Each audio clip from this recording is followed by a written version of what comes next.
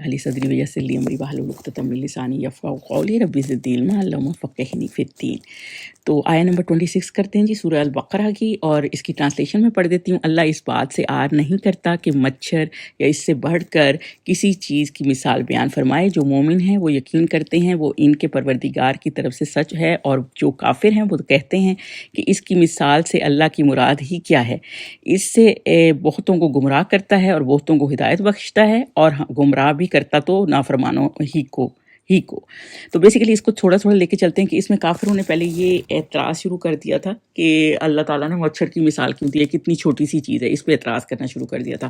اللہ تعالیٰ جو ہے نا یہ چھوٹی چھوٹی مثالیں اس لیے دیتا ہے کہ آپ تو مچھر بنانے کے بھی لائق نہیں، یعنی ایک چھوٹی سی چیز بھی۔ تو یہ ان کو منافقین کو اور کافر یہ اعتراض نکالتے تھے کہ یہ مچھر کی مثال کیسے دی۔ تو بیسیکلی یہ کیونکہ سورہ بقرہ ہے اور مدنی صورت ہے نا، لیکن اس سے پہلے اللہ تعالیٰ نے سورہ حج پہلے نازل ہوئی تھی صورتیں، تو کیونکہ جب مکہ کا ٹائم تھا تو آدھا آلموسٹ قرآن نازل ہو چکا تھا۔ تو سورہ حج کی آیت نمبر 73 میں اللہ تعالیٰ نے مکھی کی مثال دی کہ مکھی پیدا کی جو بھی نہیں کر سکتے تھے کہ سارے معبود ملا بھی لو تو۔ اور پھر سورہ عنکبوت میں ہم نے دیکھا 41 آیت پہ اللہ تعالیٰ نے کہا کہ تم جنہوں نے دوسروں کو معبود بنایا ہے ان لوگوں کو مکڑی کی مثال دی اللہ تعالیٰ نے۔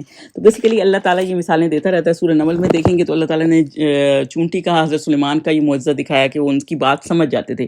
اور جو فوق اللہ تعالیٰ نے کہا ہے نا، تو فوق کہا تو اس کا مطلب یہ ہے کہ مچھر یا پھر اس سے بھی کم کی مثال اگر تعالیٰ دینا، یا پھر آپ انسگنیفیکینٹ طور پہ دیکھیں تو مچھر کے اوپر کوئی پیسٹیسائڈز اتنے ہزاروں کی تعداد میں ہوتے ہیں اس کے پر کے اوپر، تو وہ ان کی مثال یعنی اس کے اوپر جو ہے اس کی مثال۔ تو بیسیکلی اللہ تعالیٰ یہ بتا رہے ہیں کہ اللہ تعالیٰ نے چھوٹی سی مثال دے کے بھی آپ کو ایک بات سمجھائی ہے۔ دیکھیں آپ کی اتنی بھی اوقات نہیں ہے انسان کی، تو اللہ تعالیٰ اپنی بڑھائی بتا رہے ہیں۔ کوئی چیز آپ نے کسی کو سمجھانی ہوتی ہے، کوئی ٹیچر بھی ہوتا ہے تو وہ بھی ہر چیز کی مثال دیتا ہے، اور کیونکہ ہر چیز کا بنانے والا اللہ ہے۔ اور آپ یہ دیکھیں مچھر کی کیا وہ ہے، خاص طور پہ بنایا ہوا اللہ تعالیٰ نے، اس کی سائنس کے مطابق اس کی 100 کے قریب تو آنکھیں ہوتی ہیں کئی مچھروں کی۔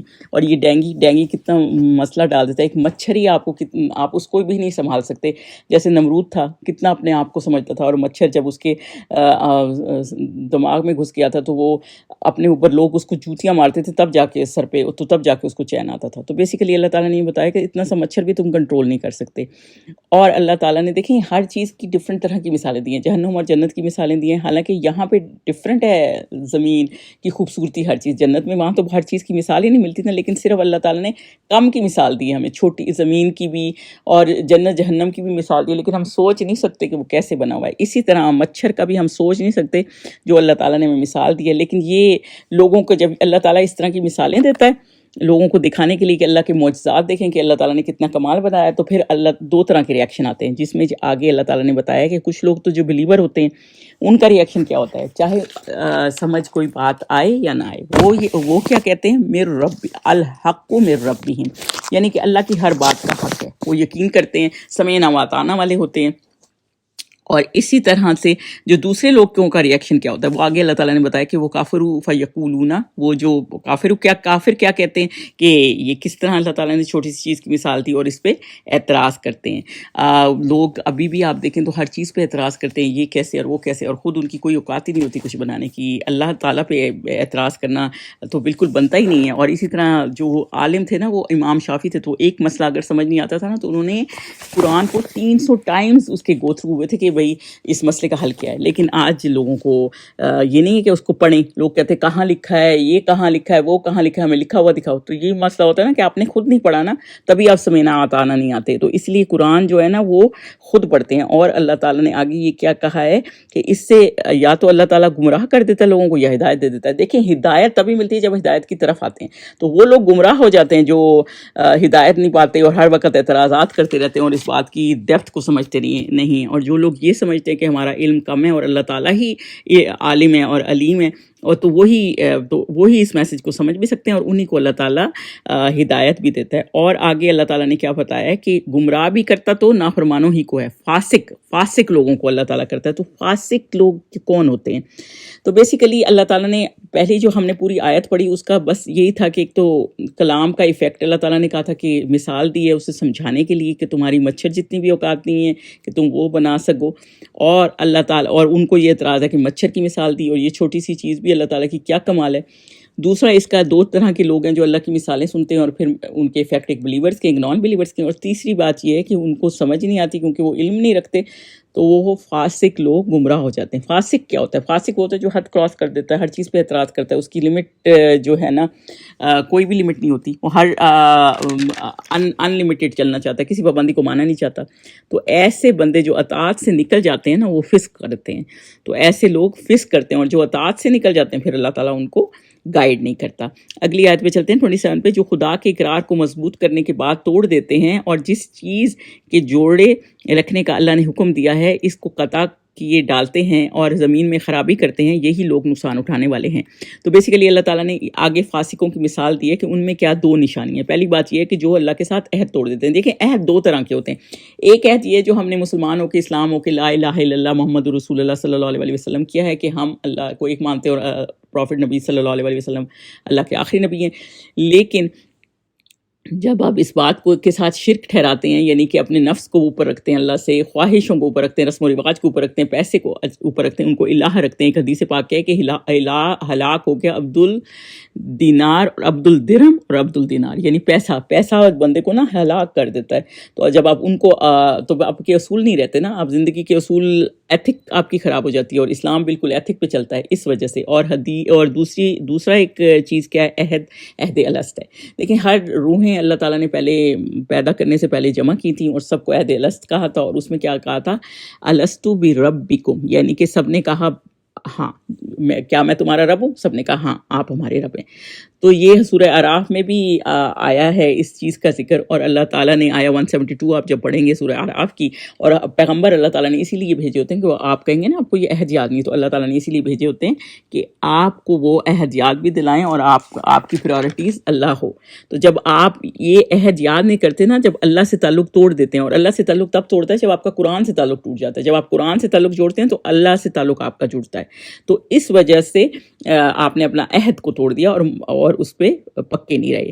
اور دوسرا اللہ تعالیٰ نے فاسقوں کی کیا برائی بتائی ہے، وہ ان میں یہ ہوتا ہے کہ وہ رشتوں کو کاٹتے ہیں، اور جو رشتوں کو کاٹتے ہیں، دیکھیں پہلا رشتوں کا کاٹنا کیا ہے کہ پہلا تعلق کاٹتے ہیں۔ تعلق پہلا تو اللہ اور بندے کا ہے، ریلیشن شپ۔ جب آپ قرآن سے، حقوق اللہ سے دور بھاگیں گے تو آپ کا ایٹیٹیوڈ پھر یہی ہوگا کہ آپ نے اللہ سے اپنا رشتہ کاٹ لیا، تو اس لیے، اور آخرت کی آپ کو فکر نہیں ہے، تو ایک تو وہ کاٹنا ہوتا ہے۔ دوسرا تعلق ہوتا ہے جو اللہ تعالیٰ نے آپ کو رشتہ دار دیے ہوتے ہیں، ماں باپ ہوتے ہیں، بہن بھائی ہوتے ہیں، رشتوں کو کاٹ دیں۔ اب یہ رشتے، اور جس کی وجہ سے یفسدون آیا نا، فساد پھیلتا ہے۔ تو فساد کس وجہ سے پھیلتا ہے؟ رشتے تب کٹتے ہیں جب آپ حق لوگوں کا کھا جاتے ہیں۔ کئی لوگ انہیریٹنس کا نہیں بانٹتے۔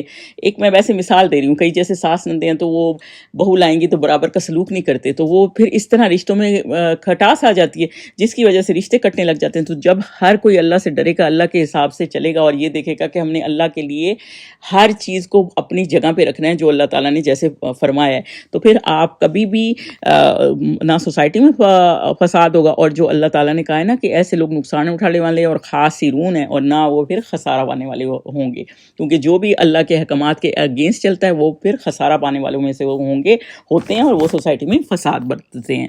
آیت نمبر 28 پہ چلتے ہیں۔ تم خدا سے کیوں کر منکر ہو سکتے ہو جس حال میں کہ تم بے جان تھے تو اس نے تم کو جان بخشی، پھر وہی تم کو مارتا ہے اور پھر وہی تم کو زندہ کرے گا، پھر تم اسی کی طرف لوٹ کر جاؤ گے۔ تو اس میں اللہ تعالیٰ نے کیا بتایا؟ اللہ تعالیٰ نے بتایا کہ تم اس بات سے کیسے انکار کر سکتے ہو۔ اللہ تعالیٰ پہلے تمہیں امواتا، یعنی آپ جب عہد الست میں روحیں تھیں، پھر روحیں سمجھیں وہیں پہ رہ گئیں، پھر آپ کو جب آپ پیدا ہوتے ہیں دنیا میں تو پھر اس وقت آپ زندہ نہیں ہوتے، پھر اللہ تعالیٰ آپ کو باڈی سے اٹیچ کرتا ہے اور پھر آپ دنیا میں آ جاتے ہیں، آپ کو وہ زندگی ملتی ہے۔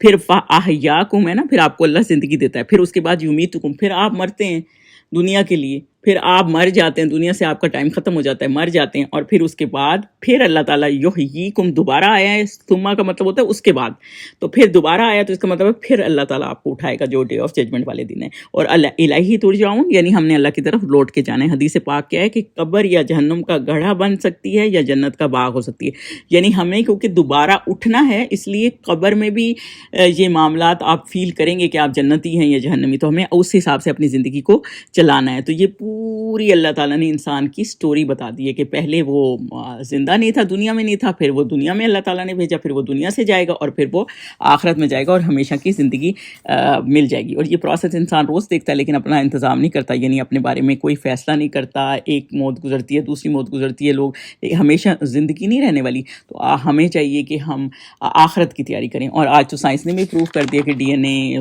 مرتا ختم نہیں ہوتا، اور وہ اس سے اللہ تعالیٰ دوبارہ جیسے سیڈز، پلانٹس کے سیڈز بکھر جاتے ہیں، اللہ تعالیٰ دوبارہ انسان بنا دے گا. یہ اللہ تعالیٰ کے لیے کوئی مشکل نہیں ہے. آخری آیت پہ چلتے ہیں جی. وہی تو ہے جس نے سب چیزوں جو زمین میں ہیں تمہارے لیے پیدا کی، پھر آسمان کی طرف متوجہ ہوا تو ان کو ٹھیک 7 آسمان بنا دیا، اور وہ ہر چیز سے خبردار ہے. تو یہ پھر اللہ تعالیٰ یہ بتا رہے ہیں کہ اللہ تعالیٰ خالق ہے، ہر چیز کا بنانے والا ہے. لکم یعنی تمہارے لیے. آپ کتنے خاص ہیں کہ ہمارے لیے اللہ تعالیٰ نے کتنی آرام دہ چیزیں بنائی. یعنی کہ زمین میں ہر چیز، کیا چیز ہوتی ہے زمین میں؟ جمی ان ہے نا، ہر چیز ٹوگیدر کیا چیز ہے؟ ہوا ہے، پانی ہے، چرند پرند ہے، مٹی ہے، پتھر ہے، سمندر ہے، ہر چیز ہے. مطلب آپ کتنا، میں آپ کو بتاؤں کہ ہر چیز آپ دیکھ ہی رہے ہیں کہ ہر چیز اللہ کی طرف سے. اور ہم چیزوں کے غلام بنے ہوئے ہیں، اور اللہ جس نے ہمیں یہ آسانی دی، اللہ کو ہم اگنور کر دیتے ہیں. تو بیسیکلی ہم نے اللہ کو اگنور نہیں کرنا. اور دوسرا اللہ تعالیٰ نے کیا بتایا کہ ہم نے اس کے بعد آسمان بنائے. یا تو یہ کہ اللہ تعالیٰ جب زمین کو ڈیکوریٹ کرے تھے تو اس کے بعد اللہ تعالیٰ نے آسمان بنا دیے. بہرحال اس میں پہلے زمین آیا، تو ہم اس کو اس طرح بھی لے سکتے ہیں. کچھ اسکالر کہتے ہیں کہ پہلے زمین اللہ تعالیٰ نے بنائی اور اس کے بعد آسمان بنائے، اور آسمان پھر 7 آسمان بنائے. اور ایک حدیث پاک کیا ہے، 2 آسمانوں کے درمیان 500 سال کا فاصلہ ہے. یعنی آپ چلیں گے نا تو 500 سال کا فاصلہ ہے، اتنی دور ایک آسمان سے دوسرا آسمان ہے. اور بکلی شیء علیم، یعنی اللہ تعالیٰ کسی چیز سے غافل نہیں ہے. اللہ تعالیٰ ہر چیز کا علم رکھتا ہے، اور اس کو حالت کی، ہر بندے کی، چرند پرند کی، ہر کسی کو ہم تو کھانا نہیں دیتے. کتنے جانور ہیں اللہ تعالیٰ کے، کتنے پوتے ہیں، سب کو اللہ تعالیٰ ہی پالتا ہے. یہ جی آج کی آیات تھی. پھر ہم انشاءاللہ آگے چلیں گے.